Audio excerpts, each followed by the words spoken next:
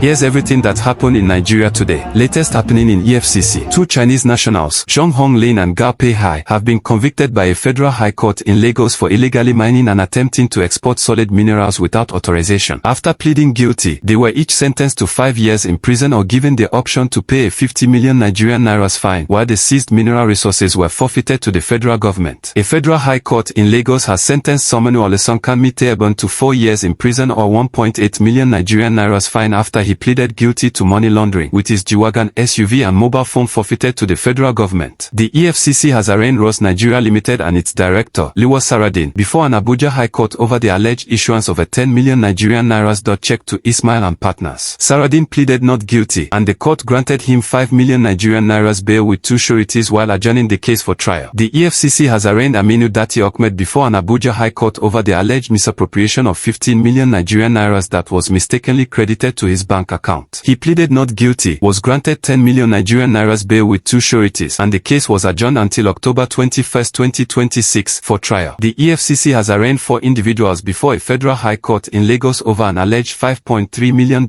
money laundering scheme involving the use of shell companies and corporate bank accounts to move suspicious funds. The defendants pleaded guilty, were remanded in a correctional facility, and the court adjourned the case until August 4, 2026 for judgment. A federal high court in Lagos has convicted and sentenced Shahid Zubair Danjuma to 12 months imprisonment for conducting foreign exchange transactions outside the official market. After pleading guilty to the charge filed by the EFCC, he was given the option of paying a 100,000 Nigerian nairas fine instead of serving the prison term. The EFCC has arraigned businessman Daude Yohoya Ideche before a Lagos State High Court over an alleged 2.5 million Nigerian nairas visa fraud. He faces 2 charges of obtaining money by false pretense and retaining proceeds of crime in connection with the alleged offense. The EFCC has arraigned Sodi Babel before a Borno State High Court over the alleged misappropriation of 19 million Nigerian nairas paid for the purchase of 4 plots of land that were later found to be fraudulent. Babel pleaded not guilty, was remanded in a correctional facility, and the court adjourned the case for the hearing of his bail application. The EFCC has arraigned Mowash Benedict Luka and Benico Investment Nigeria Limited before an Abuja High Court over the alleged issuance of 2 dishonored checks worth 20 million Nigerian nairas. They pleaded not guilty, were granted 10 million Nigerian nairas bail with 1 surety,